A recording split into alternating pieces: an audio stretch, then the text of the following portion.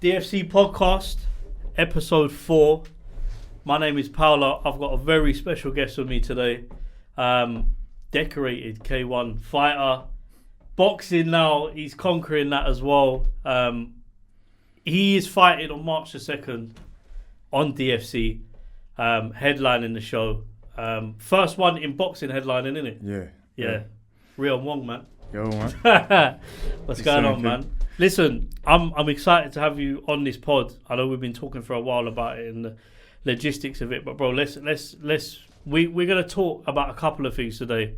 But in terms of you, how are you doing? I'm good, man. I'm good. Yeah. Excellent, man. Excellent. Yeah. And in terms of obviously how you feeling at the moment, because bro, we're obviously when this pod comes out, this pod will be you'll be a couple of days away from the fight, innit? So. Like, how are you feeling ready for that? We can talk about that a little bit later on, but how's the training camp been? Yeah, good, man. I stay ready, man, so always active, you know. Yeah, it's normal, man. You had a fight last week as well, didn't it? Yeah. Bro, is there not doubt in your, like, is it, I say there's no doubt, because I know what your mindset's like, innit? But is there never a worry, like, you come out of these fights and there's, like, an injury or something like that? Because you carry about your business like proper. Like these things for you is everything's business. You don't just do anything for no reason. You see what I'm saying? So do you not think like certain things might push that back a bit, or like does that worry you at all? No, man. I don't really focus on the negatives, you know, or what might happen. Yeah. We just cross the bridges as we get to them. Do you know what I'm saying? But I just know that we're gonna put on. Bro, it's fireworks still. Ball in Maidstone, Ball in nightclub. I call it the Gladiators pit because of the way the venue is, and it's quite like just everyone's looking down at you, innit? So it's like it's a good atmosphere, man. But obviously, look, we're gonna talk about a couple of things today. Obviously, you've got a decorated K1 career. Yeah. British, European, and 2 division world champion. Yeah, bro, this like getting to that point as well and accomplishing everything there, because outside of that you've got the running club that you do, which is I think focus around mindset, well-being, and everything else. That's but right. Like before we obviously talk about those achievements, how did you get there? Because bro, like I've seen you be quite present and open on social media just about how your life's been, and in the sense of like how you've got to the point you're at now. Of course. And everyone's got a journey, right? So like if I can ask you like the start of your journey, what made you do these things? Was you always fighting as like in terms of like in the K1, but was combat sports always in your blood? Like I've always been around fighting. Yeah. Not necessarily in the right way. Yeah. But yeah, like it's always been something that I've aspired to do. But growing up, it weren't really pushed. You know, it was like football, etc. I didn't really want to do football. That was my thing. But I was outside. A lot of people that was around me growing up as well have been on the fighting in like boxing, MMA, etc. But yeah, like I said, it's always been a passion. Just never really pursued it growing up. And obviously, because that's a good point to make, because you're from South London, isn't it? Yeah. So like football is like that's what everyone does there. Of course. Everyone plays football in South London. Course. You don't. Obviously, you've got the boxers now that have come through as like, especially professionally, MMA fighters as well. Yeah. But like football gets really pushed. So like, I suppose that's a frustrating thing for you growing up, because you could probably cross every estate, find somewhere that you could play football. Facts. But finding somewhere that you could trade and it's readily available to people, like when you was younger, it's something that wasn't there. Yeah, man. And I think also growing up, like now there's people are got way more accessibility to things and are kind of more aware of things. Like fighting, whether it be boxing, MMA, Muay Thai, K1, whatever, is more of like the in thing now to the kids or whatever. Whereas for us, I think for my generation, it was more football. Like football was the thing, innit? Like everyone used to kick ball top of the road, like playing out, whatever. Like you say, either in the estates, whatever. You know what I'm saying? Now it's not so much that. Even if you see the kids now playing out, it's more like at clubs. So you see them over in the park with a football club or after school club, etc. Do you know what I'm saying? Because that's the thing as well. Like, I think combat sports instills discipline. Yeah. Facts. And in yourself, it probably changes. It would change your mindset in just how you probably approach day-to-day situations. 1,000,000%. Has that been like a more positive thing for you in terms of like that side of it, and in terms of like how has it changed your thinking massively, like day to day? 100%. Listen, man, this journey's just like literally saved my life.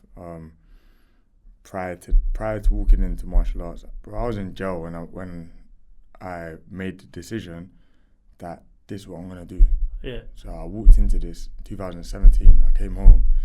I said, yo, I need to make a change in my life because it was the same thing reoccurring.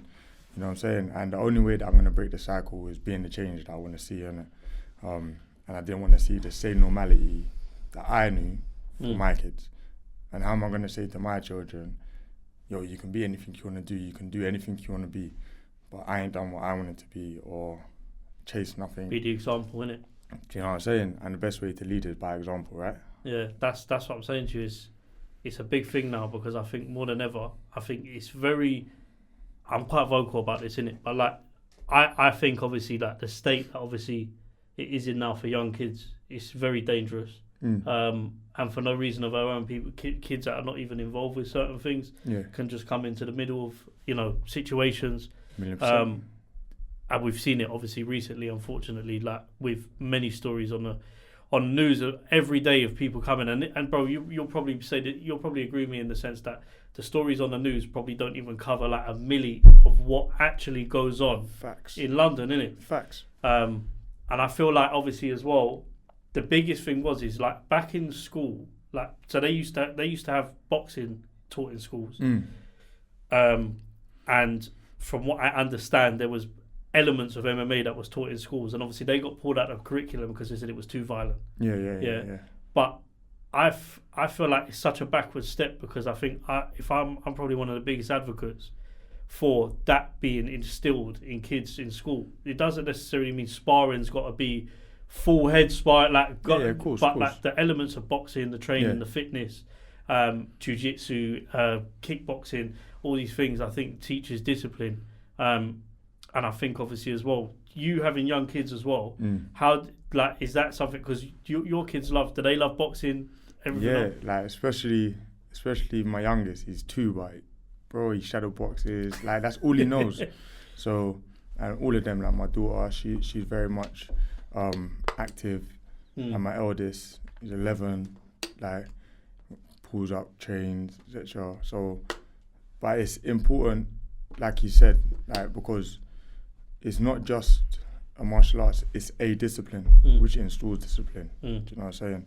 So, but like now, more schools are starting to bring it back in. Because they're seeing how popular combat sports is. So we were just talking about this before, and it was like, obviously, you just said football was the thing, but now, because of, and I will say it, like, you've got obviously conventional boxing with the professional boxing. You've got MMA. You've got more MMA events in the UK now. Big ones, the UFCs, Bellators, and then you've got the YouTube boxing, which is a big thing now as well. Facts. It's brought in a lot of fans. It's 1,000,000%. People love it or hate it, but like kids watch it. And they get it might get them to pick up a pair of gloves, or it might get them interested in boxing. 100%. So for me, I don't think it's a bad thing. I think it's in his own world, the YouTube thing, but I think that the world that it's in is very it deserves to be there. 100%. Look, what's the biggest thing right now? Social media and YouTube, etc. Like, who really sits down and watches TV now? It's true, Everyone's on YouTube. I know me, myself. I struggle, bro, to watch anything on TV. Do you know what I'm saying? So the crossover, these platforms, like the influencer scene, the social media scene, however you want to call it, whatever you want to look at it, like there's a positive that can be taken from it. You know what I'm saying? Because that's where we're locked into. Or that's where especially the generations now, they're locked into it. It's interesting because obviously as well for you, how like I wanted to ask you that as well because you're heavily involved with obviously combat sports as a general. How much have you seen it change the focus in the last 10 years? I would even say 10 to 12 years, just in like fighters, even at like the unlicensed or semi-professional level, getting like the exposure on social media, and then them able to then pull off moves off of that. It's helping the amateurs get sponsorship. It's helping professional fighters get fights that 100%. Listen, man, like social media is like the biggest marketing tool, right? So if you can use it correctly, there's so much benefits that can come from it. Obviously, you got the negative side with the trolling, etc. Like, but that's just it is what it is, isn't it? You know what I'm saying? If you put yourself in the public eye, then you're open to public opinion, isn't it? Do you know what I'm saying? But the marketing tool and that side of it, if you use it correctly, man, look how much people forget even in the last 10 years, if you look at the last 3-4 years, like from Sunday smokes, etc., all these little things that we might have thought was people was dissing, the ideas of it, the concepts, and now look what people are doing.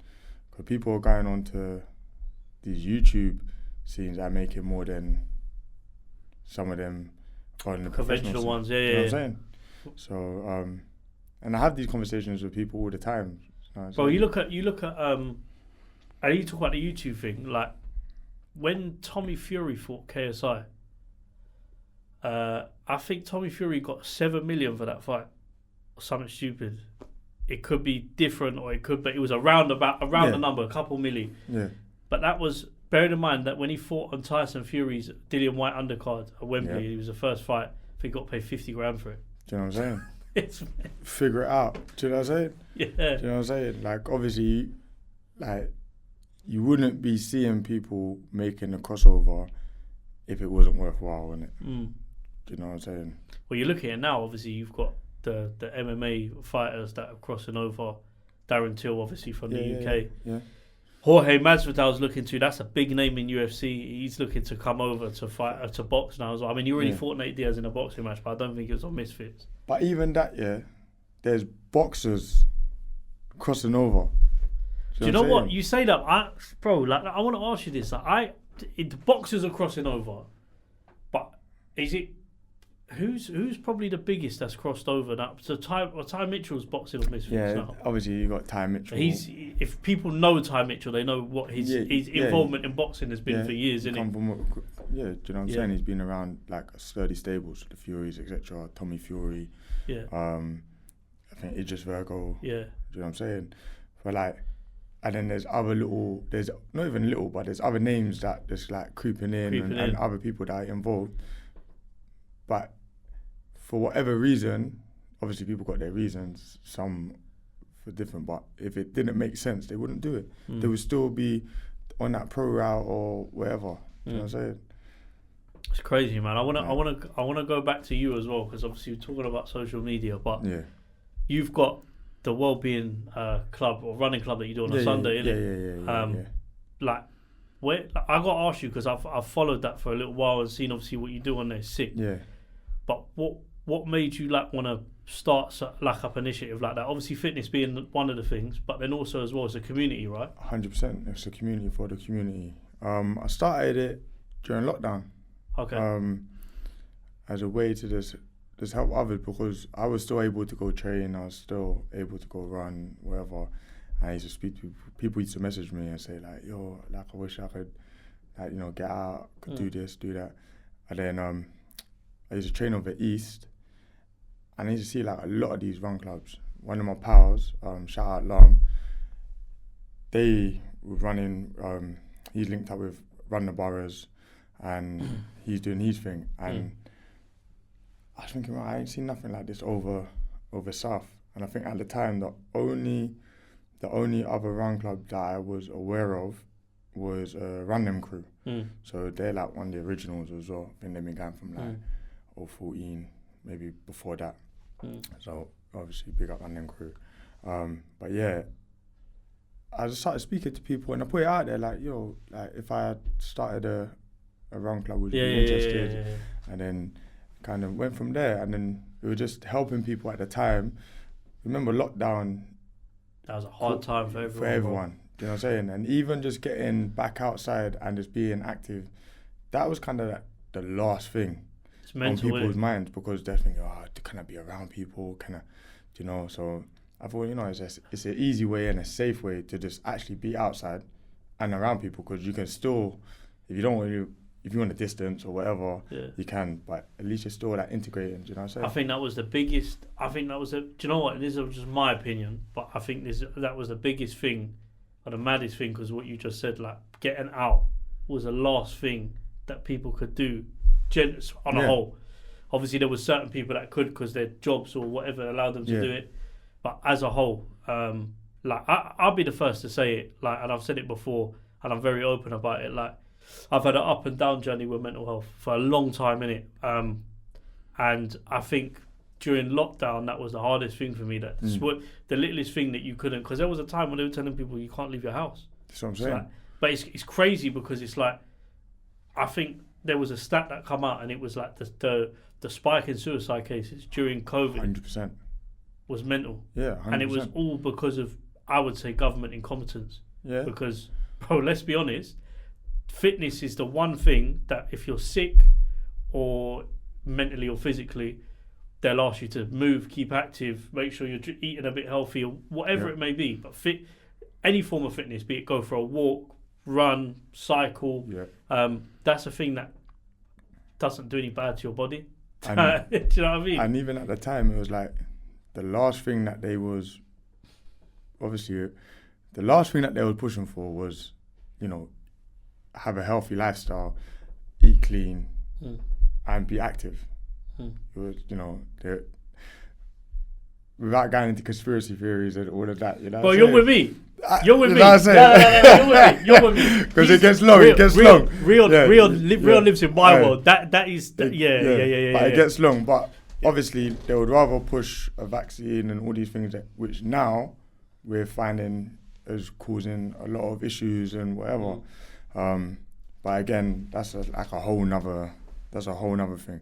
But for me, it was just like, you know, common sense for me is like, you know, if I live healthy, eat clean, train, and not just about just what you like your consumption of like food, etc. It's like where your mind's at, all these things. Because remember, health isn't just physical. No. You got mental, spiritual, etc. So for me, it was like, okay, how can I help? Even a little bit, even if it's 1%. Yeah, in a time when people don't have a lot of money as well. Do you know what I'm saying? And these things. So I'm just like, yo, listen, just pull up, it's free. It's a community for the community. We're in the park every Sunday, 10 a.m. And yeah, it was, you know, I just kept it going, man. And it's popping now. 4 years, 5 years later, man. Yeah. As long as one person shows up, I'm happy. That's it. That's my fulfillment. And a lot of them, like, have gone from being able to run like the members, some of them like 3K. They might start with just 3K to doing ultras, marathons. Some of them ran more marathons than me now. Do you know what I'm saying? So I'm like, yo, like that's my fulfillment, to see people progress and doing better. And it's not just with their running, because I notice things like even outside, just in day-to-day life situations that they're dealing with better or whatever. So no, man, shout out the run club, man, and all the members. Do you know what? Yeah, my partner's sisters go to running clubs. Get down on Sunday, man. It's Palace, isn't it? Yeah, Crystal Palace. Crystal Palace, man. 10 a.m. every Sunday. Run with Ree. Listen, man, it's free. It's for the community. No pressure on pace or distance. You know, I just encourage you to at least get 3K done. Yeah. But yeah, man, with them. Reon's there. He's motivating everyone to do it, man. Yeah, man, 100%. Bro, we're gonna there's a few things we need to get into, but obviously, before we do, I've got to ask you. I've got to pull something back. Yeah. Listen, conspiracy theories. Right. Yeah. Listen, I'm gonna be honest with you. People look at me like I'm nuts, when I talk about these sort of things. But bro, they're real, and I'm gonna lay 4 out, just a yes or no, just a bit of a fun thing, light one. Right. Yeah. Is the Earth flat? Yes or no?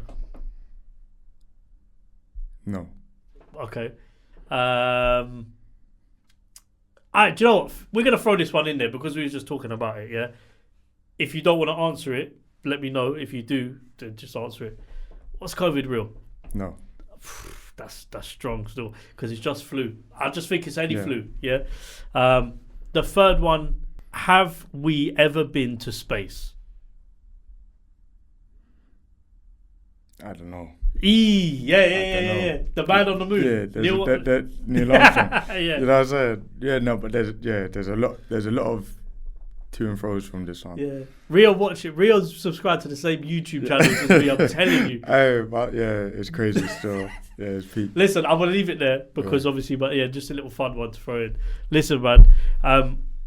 Obviously, you're fighting on DFC. Before I speak to you about that, though, there is an important figure in all of this in terms of what you do and everything you do, which you're very vocal about, and it's your partner. Yeah, 100%, man. 100%. How important has she been in this journey to you? And just, so big her up. Oh, yeah, no, listen, man. Boss G, man. Boss G.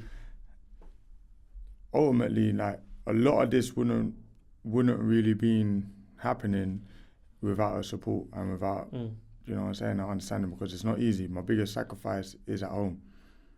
You know what I'm saying? Because I put the work in. So anybody that knows me knows I graft in it. So I refuse to be outworked. So that means a lot of hours in the trenches.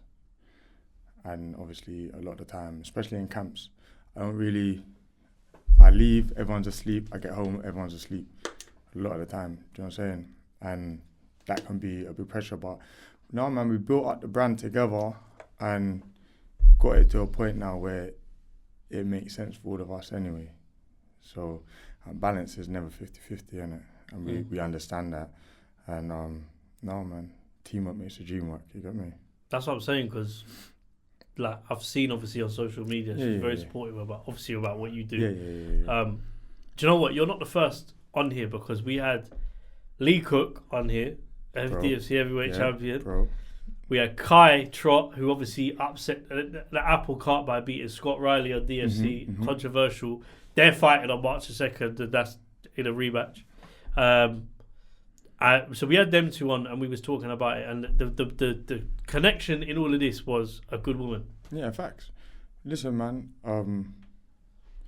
Happy wife, happy life, innit?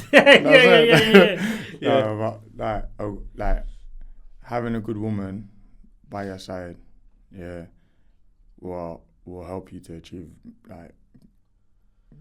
anything. Because that's one person who, like, if you're falling off or going off track, can really tell you, and you're gonna listen. Listen, there'll be some honest chats and some, some pull-ups and some G-checks. Yeah. Because you need it. Regardless of anything, like your woman's either gonna make you or break you, and that's a fact. You know what I'm saying? So, yeah, man. Partners in crime, innit? Do you know what it is? In today's day and age, with everything that we have, because like you said, there's good and bad sides to social media and everything else, and all these factors that put in now, do you think, obviously, like, the biggest challenge for probably people in general, so in men, it's probably like what they look for in a partner would be that not just obviously what they can give physically or whatnot, but it's more about what they can give mentally as well, isn't it? Yeah, but remember, like, not everybody seeks the same things. So sometimes things look good, but not good. Do you know what I'm saying? And then sometimes you'll find things that look good and they are good. That's it. And you look after that. You know what I'm saying? Yeah. Simple as that, you know what I'm saying? Like, bro. But yeah, no, like, it's all about teamwork, innit? Like, we've got a family. Like, you want to make everything work, innit? Especially when you know that, when she's winning, like, we push for each other, innit? Do you know what I'm saying? There's no, like, resentment, your thing's popping, and no, because it's all one, innit? Do you know what I'm saying? When I win, we win. When she wins, we win. Yeah. That's it, innit? Because she's got, like, in a business sense, she's got a hand in a lot of pies, innit? I don't know how. She's a hustler. Like, simple. Like, no, she G'd up, man. She G'd up for real. Do you know what I'm saying? Like, Yeah. It's important for you though as parents as well to be the role models or be the people that you want your kids to be as well, though, innit? Facts. Like, remember, like, that's what they're gonna see. So my daughter's seeing, okay, how is mommy treated? So that's the standards that she's gonna set for herself when she finds a partner. My son's seeing, both of them seeing, okay, boom, how's mommy treating dad? Or how's dad treating mom? Okay, cool, boom. Do you know what I'm saying? And I would like to believe or like to hope, inshallah, that that's how they will grow, and that's the standards, if not higher, that they will set for themselves, innit? I think as well that is important, that you want the best for your kids, and at the same time as well though, where you've got your oldest your oldest child as well, they're going through a point now where like they to transition to high school. Yeah. So you kind of, we homeschool, bro. Oh, you homeschool? It's mad. Like, that's what I'm saying. See my missus, like, yeah. Do you know what? It makes sense though. Yeah. But see, my eldest, we homeschool my eldest. Yeah. But I noticed a lot of similarities in myself with him when it comes to like education. I struggled a lot in education. Same. There's a lot of things that I didn't realise, obviously, growing up, because we weren't diagnosed or whatever, they were labelled with things, yeah. So I think like dyslexia, I understand now. Not that I'm gonna ever go and be like, oh yeah, can I get a label to?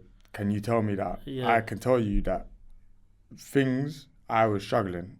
I couldn't read and write properly, and this was something that I didn't know how to articulate. Didn't know how to articulate myself generally. So when I'm seeing certain things with my son, and then he was going through things in school, I'm like, this seems very similar. Similar. And when I'm reasoning with him, I say, cool, go back, getting in like silly little things, and I realise, okay, cool. In big settings, he doesn't do well. He's attention, etc. And I'm the same. Like, I'll be here, I'm like struggling not to look at the pictures. I'm struggling to thingy, yeah. And I can find I can't sit still for 5 minutes. So you know what I'm saying? And I'm stressed that we got swivelly chairs. Yeah, bro. Because I'm trying not to do it. We're both doing it. I'm trying not to do it, but I'm very mindful of it. But yeah, you know. Yeah. About my daughter now, she's very academic. You know, she it's different. Do you know what I'm saying? So with my son, we just thought, you know, let's just give it a go.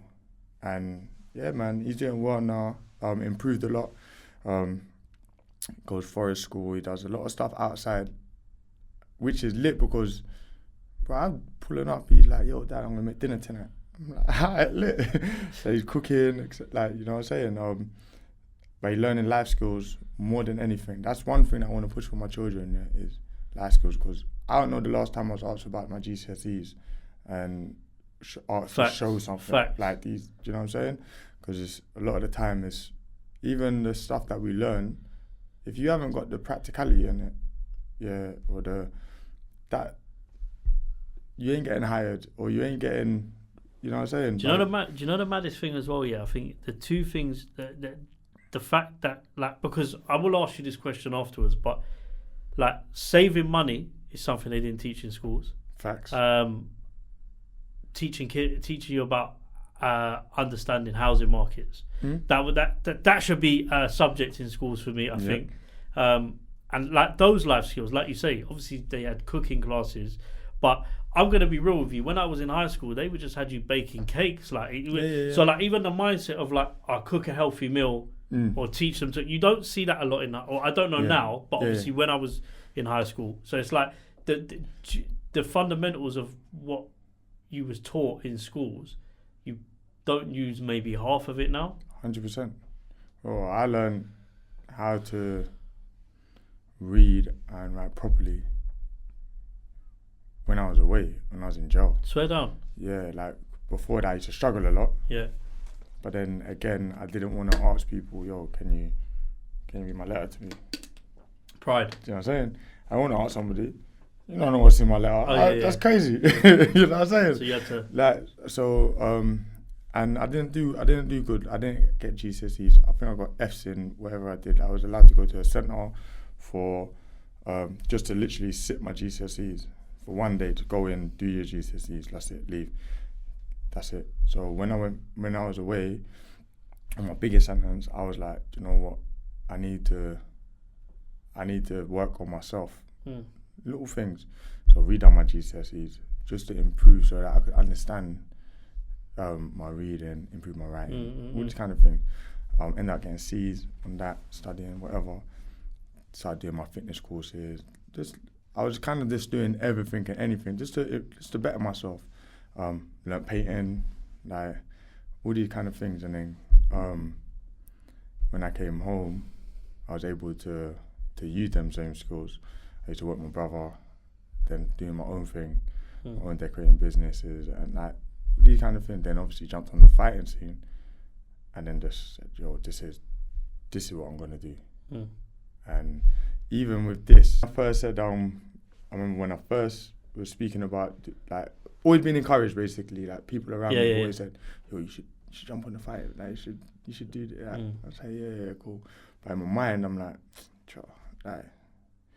nah, man. And then when I said, yo, I'm gonna do it, I think I was 25, 26 at the time. I was sitting on the wing and saying, yo, I'm gonna be a fighter. Not only am I gonna be a fighter, I'm gonna be smoky. I'm gonna get world titles. I'm not gonna say, never gonna put a cap on how many, sorry.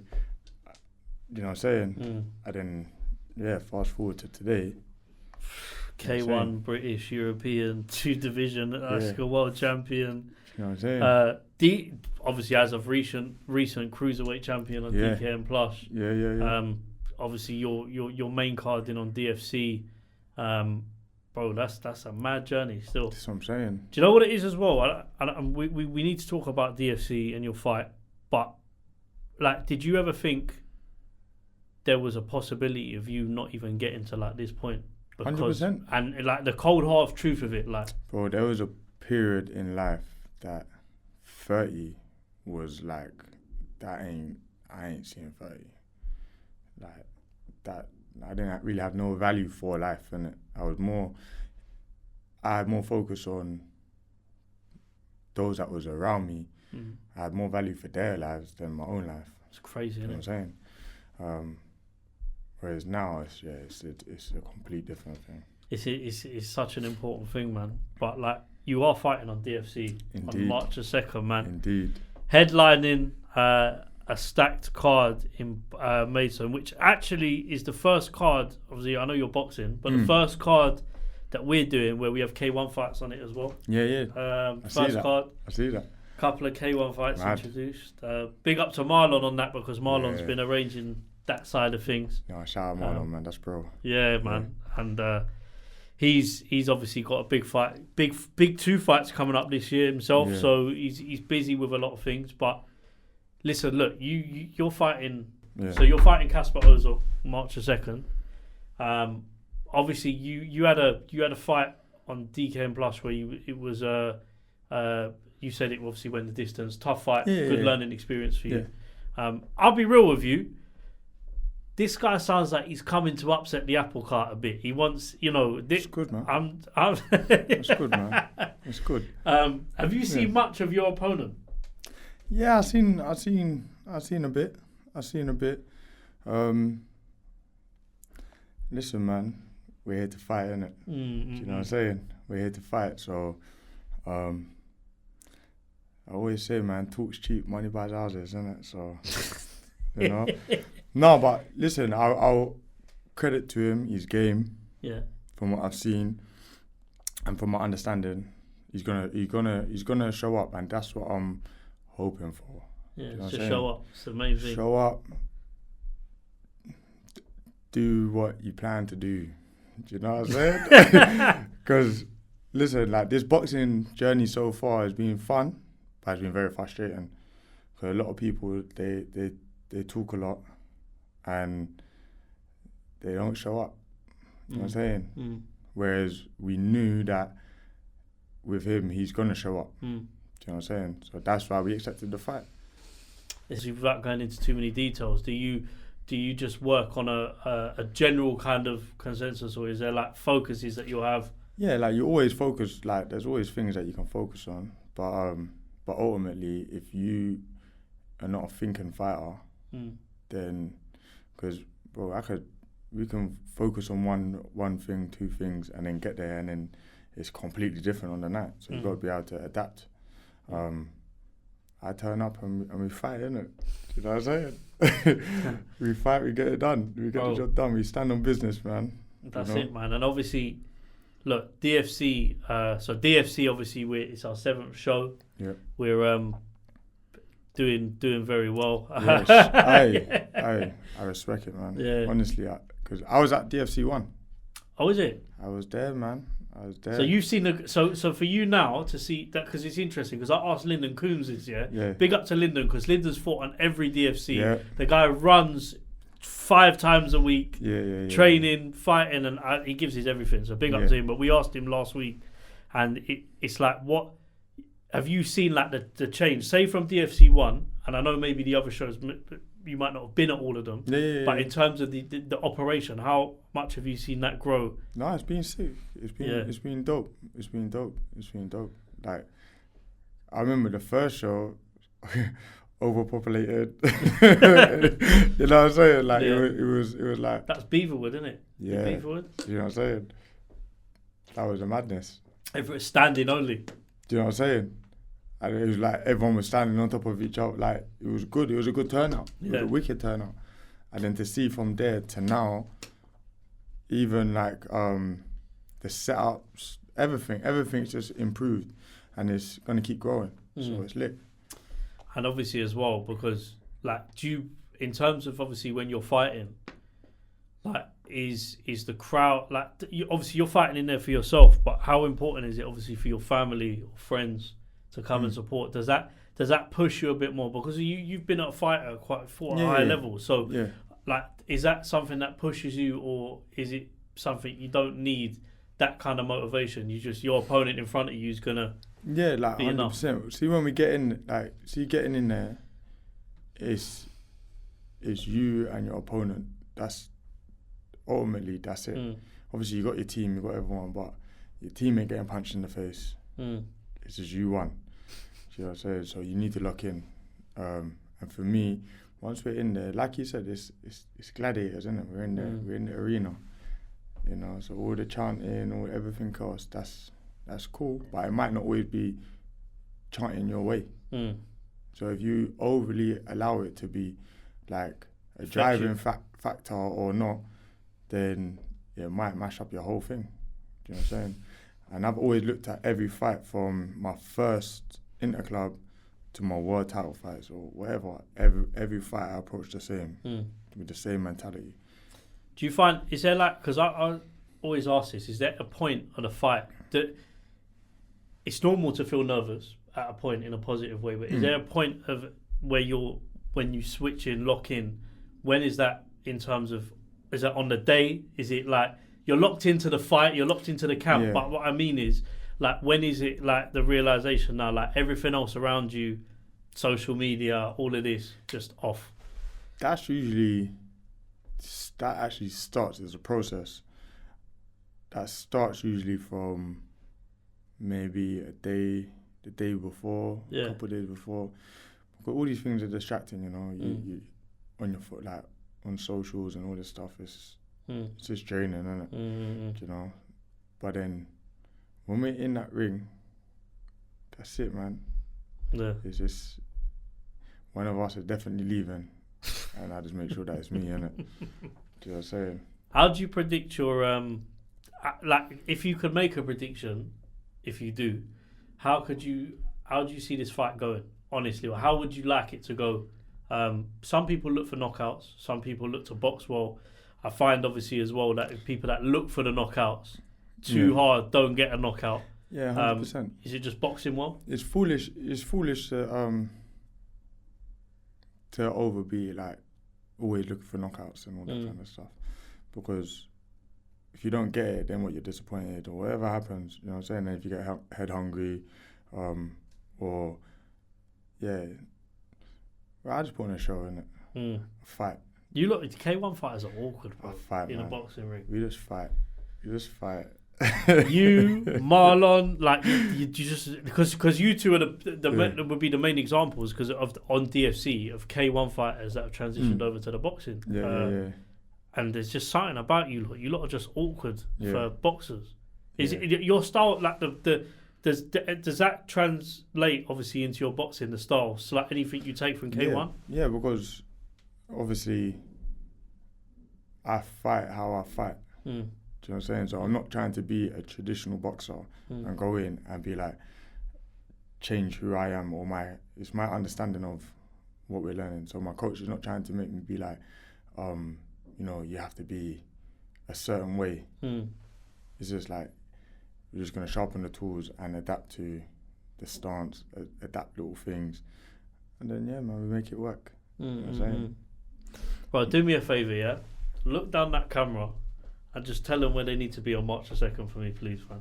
Maidstone, Ball-In, DFC7, main event settings, hunting season.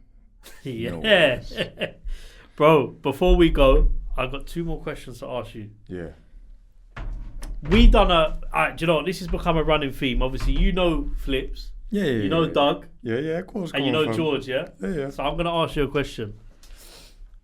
We had a marquee matchup, yeah. This has been my thing for like in a fantasy world. They're boys, they're never gonna fight. I said Flips v George. How does that fight look? If they were to fight, they both fought on DFC, by the way. But how would that fight between Flips and George look? Boy, that's a techie one still, you know. That's a techie one. One shot changes everything. Yeah, I hear it. Because Flips has fought at DFC, George has fought at DFC. George come out to Triple H, unforgettable. And Flips just being Flips. I said obviously as well with Flips and Doug, I thought Flips would probably win. I think Doug gasses out. Doug, he needs to get on his cardio, but is he gonna come to the running clubs? He's been saying. That's what you know what I'm saying? But it's a techie one still. It's a techie one, man. And that's interesting. I think Flips and Doug should just do bench press competition. I said this before. Because even in that I think but Flips is pushing serious weight. He's going mad still. He's going mad with it still. But Doug's being going mad with it as well. Yeah. It's interesting, isn't it? Yeah. Because this is what I'm saying to you. Obviously, you're a fighter. You won't train to like Doug and Flips will because you're fighting. You need to be kept a certain way. You need to move. But I used to, man. Yeah. Bro. Push more than Doug. Bro. Anybody that knows me old school knows, like, I used to be in the gymnasium still. Yeah. So how I fight for training, that's how I was with powerlifting and weights and Was that hard to get? Because obviously when you started fighting, like when you first started getting into the fighting thing, was there did you have to shift a lot of weight and stuff like that? Yeah, I think when I came home I was like 115 kg. Oh wow! On this one, but I was bigger before. Oh, swear. I was bigger before. Yeah. I was bigger before. I was like 23 stone at my biggest. Yeah. Do you know what I'm saying? So, That's crazy. Yeah. Bro, that's mental. I think you're cruiserweight now. And what other weights have you fought at? So I used to fight anything from 85 to 90. I used to fight 95. So 85 to 95. I used to give away, like I said, I walk around a lot lighter now. So at 95, obviously heavyweight, fighting been Lee and that. You know what I'm saying? Shout out my boy. Lee cooked me real, man. No, hey, listen, I meant to.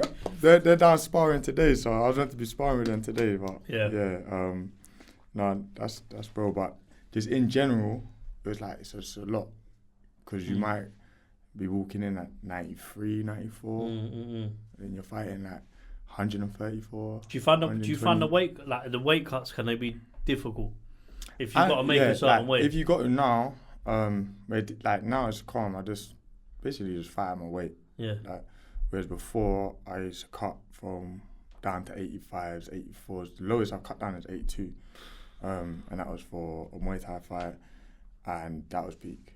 Yeah, that was peak. Whereas like I understand myself now. See, weight cuts, they're all good in that. Everyone wants to be an advantage or whatever, but it takes a toll on the body, man. Yeah, because you've only got a certain amount of time to make up natural 100%, before the fight. 100%, and you know, people cutting a lot of weight, they get down to the weight and then they think that 24 hours is enough to. Obviously, you get back to some degree and you rehydrate a bit, but it's taking you a camp to get down to that weight. So if you keep doing that, that's like even if you said a week, 3 days, 4 days to get to that weight, you think you're gonna get back to your natural weight at crazy in 24 hours. Because I remember watching a couple of years ago, it was Josh Taylor and Catterall when they first fought. The first fight, when I saw the weigh-in, I said Josh Taylor looks mashed. That's what I'm saying. Mashed, like, because he was trying to make that, it just didn't look good for him, and that's why he moved up in the end. But you see, like, that's why Eubanks Senior is so anti against the Conor Bennett Eubanks Junior fight. Right? It's interesting. Do you know what I'm saying? It's not so much about the fight itself, but it's about Eubank having to cut the weight and then having a clause to be like, yeah, you can't replenish X amount. Do you know what I'm saying? Because it's a catch weight, isn't it? Do you know what I'm saying? So obviously that means that you're going to be dehydrated, and then if you're dehydrated, that means that you've got less water in your head, which means that your brain is more susceptible to getting knocks, etc., which would lead to like brain damages, etc. So, yeah, man, and let's not forget, like, we step in that ring, the cage, whatever it is, whatever your discipline is, you might not step out. This John Cooney, just what happened with they got a Northern Irish fighter. Let's not like this is like you don't play these. It's not fighting. It's not play. It's not play thing. Like, so that's my mindset every time. So health over everything, man. Do you find that difficult though as well? Because obviously where you've got that mindset, like, you kind of have to carry it through when you're fighting. So going into every fight, you're going in with a mentality like, I might not step out. No, it's do or die, man. Yeah, but that's what I'm saying to you. So it's like, do you find that before you're going to the fights, where you've got young family and stuff like that, do those moments catch you a bit like?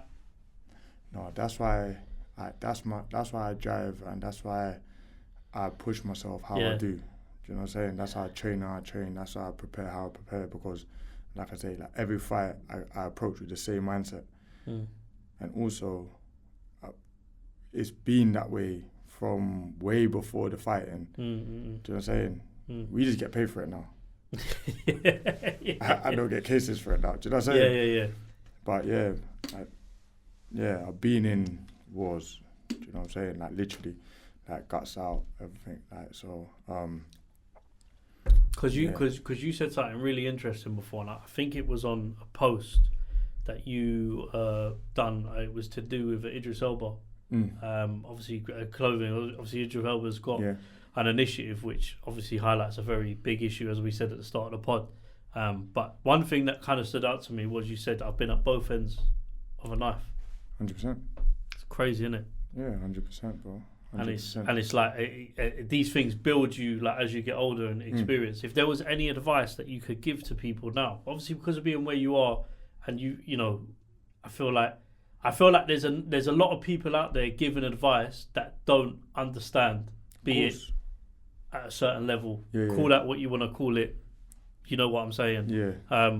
But for somebody, obviously, as well, if there's a kid somewhere that's watching this that wants to change something, or they want to get into a gym, or what would be your advice to them? Because, bro, like, you've lived it. Flipping do it, man. Make the change, man. Make the change. It's never too late. It's never too late to make a change. Like, it's important, man. You know, just get up and go and do it, because the roads only lead. They don't lead to nothing, man. At some point, you have a clean run, but at some point or another it will catch up. It's dead end. If you can go and do something better with your time and put the same energy into something positive, trust me, you'll flourish. You know what I'm saying? So go be the change that you want to see. That is a great piece of advice, and I think something that people should carry every day. Even in anything you want to achieve, bro, go and be the change you want to see. Hard work pays off, man. It's crazy because I say this all the time, bro. Like anything you're doing, if it was easy, everyone would do it. Facts. Do you know what I mean? Facts. Bro, trust me, man. I've listened. Yeah. Before we go, I've got to ask you a question, though.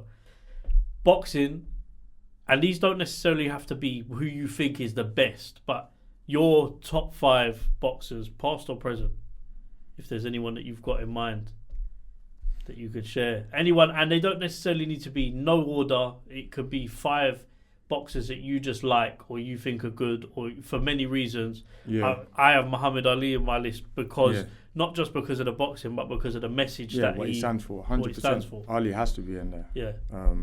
Has to be in there. I'll put Boots in there. Boots. I like Boots. I like his style. Yeah. Yeah, he's cold with it still. Sugar Ray, as an old school. Yeah. Obviously G'd up. Yeah. Yeah. Tyson always been one of my favourites. Chaotic fighter. Yeah. Mike Tyson. Yeah, Mike Tyson. I was so upset when he fought in that fight. Yeah, of course. But I hear it though. 20 million. He wants over 20 million. Yeah, let's be honest. Of course. You know what I'm saying? Do you know what? There's so many names that just keep popping up, yo. But I would say them for now. Yeah. That's fair enough, bro. I think my list is like, my list has changed since I've done this so many, because like you said, there's so many. But I think for me, like Muhammad Ali on there just because of probably the impact he had on the world, like even just boxing the world. Yeah, facts. Interesting one that I put in there is Andre Ward. 1,000,000%. Yeah. 110%. Yeah. 100%. He don't get enough credit. No. Facts. You don't get enough credit. It's mental as well. Yeah. Like, you don't get enough credit. And also, may I say, for the work that he's doing now. Yeah. As well. You know what I'm saying? He's doing a lot now. Like, he's Do you know what? Yeah, when they were toying with him coming out of retirement, do you know how excited I was? Yeah. I was like, bro, if I see him fight again, yeah. But I was like, I don't know if I'm gonna get the same Andre Ward. Yeah, nah. So I was like, let's leave it where he left it. Yeah. Do you know what? Another one that's gone in for me, Naoya Inoue. Okay. Naoya Inoue. I think as of last couple of years, he's really Naoya Inouye's just menace. But Hearn said something recently I like about his resume. Bro, he's fought world champions though, bro. Like I hear that. But then obviously the thing is you know what I mean? Yeah, I get what he's saying about the resume thing, but the thing is that at that level, like, but then can they say the same for Tank? What? Will they say the same thing about Tank? Because Tank's definitely, Tank's G'd up as well. Tank's, yeah, this is what I'm saying to you. People knock him, they think that he's a power puncher. What about, if we go off that basis, what about Shakur Stevenson, who he do you know what I'm saying? So it's like, but I know how good Shakur Stevenson is. Crawford. But it's mental because people compare Terence Crawford to Floyd Mayweather, where it's having this debate, but I'm like, bro, have you seen, even like talking like Floyd Mayweather's resume, he's actually very good. Yeah. But then like one resume that impresses me is Canelo's. Yeah. Because Canelo's across generations as well. Yeah. Canelo's dope. There's when you actually deep it from, there's a lot. Serious guys on there, man. Even now, like obviously, even just talking about fighters that I like that are coming up, like Moses Atuma. Yeah. Heavyweight prospect. Yeah. Do you know what? Yeah. Yeah, he's a cannon still. He's a cannon. He don't move like a heavyweight. No. Does that make sense? No. I've never seen, and I think Dan said this as well. Like the way he can hit to the body and then switch up, just rapid, bro. Yeah, no, he's actually cold still, and been watching like the journey. Yeah, I think he's gonna do. Cause who's he got? Is it Adelaide? No, David Adelaide's fighting Jamie TKV. Okay, so and then but they could fight. They could fight. They could, it's been put under. It's been offered to him, kind of thing. Moses Atuma will fight whoever. Do you know what is the problem with Moses Atuma? But unfortunately for him, what I think he's going to struggle with is because he's 19 years old, which is mental, by the way. Yeah, there is a lot of fighters that don't want to fight him because they don't want to get punched up by a 19-year-old. Yeah, it's really of course. He's listen, man. He's it's it's crazy still. Bro, he fought like we done a live stream for when he fought in Saudi on. Bro, he folded, Mr. Bro, we're talking and it's like first round, and they're like so the bell's gone like predictions. Yeah. And these men are talking, and I'm just going round one. I've said it about 20 times. Bro, I was watching it with my missus, and I said, "Yo, he's a menace." I said 3. I said 3, and I think I went to pick up my drink or something. I just saw Mr. Man folded. I said, "Yeah." Oh, God. Yeah. There's so many, but I think like boxing's in a really good place. So I think there's like loads of stuff, loads of fighters coming through now that you people can enjoy watching at different. Yeah, 100%, man, 100%. So yeah, man. But listen, Reon, man, it's been a pleasure having you on today. Thank you for having me. DFC. Listen, this is going to be the last push when this comes out for you guys to get your tickets, man. Shout Reon. Yeah, hit me up. Hit him up. He's there. He's doing deliveries of tickets today. 100%. Whilst he's here, he don't make no. What did you say to me before? You got everything I do, I fit into a day, so it's business. Yeah, it makes sense, man. You got to make it make sense, man. Do you know what my cousin said to me? Yeah, my cousin's got his own construction company, and he said to me, "I don't leave my house. If I leave my house, every day that I leave my house, it needs to be productive." 1,000,000%. So yeah, it's crazy. It's crazy. But yeah, listen. 2nd of March, Ball in Maidstone, Ball in nightclub in Maidstone. Get down there, get to see Reon on the main card. Will he beat Casper? Yes. He's gonna tell me yes. Of course. It's gonna be a good night. Yeah. There's some dope fights on there. There is, just mine. It's gonna be a sick night of fights and fireworks. Get down, man. Reon, thank you very much for coming on, man. Where can people find you on social media? On Insta, Beast3, and then you got the Run Club, Run with Ree. Simple, man. You know what I'm saying? Yeah, and TikTok as well. TikTok. Yeah. You have to do it though, innit? Oh, I know what you're saying because it's a young person's platform, but you have to do it. Lock in. You might see me doing some. Nah, you won't catch me doing no. Nah. You get me? But yeah, B3 on TikTok as well. Yeah, man, we're lit. We're there. Man. Make sure that you follow official DFC _ on Instagram. I ain't got Gally here to try and correct me again because he's normally wrong and gets it wrong, and then I have to correct him. Don's Fight Club podcast on YouTube. Make sure you like, share, and subscribe. Links in the bio to any other tickets that you guys might want to get through the website, albeit through Reon. I'll put links below of obviously all the social media, where you can find tickets, where you can find the event. Make sure you lock in, and we'll see you then.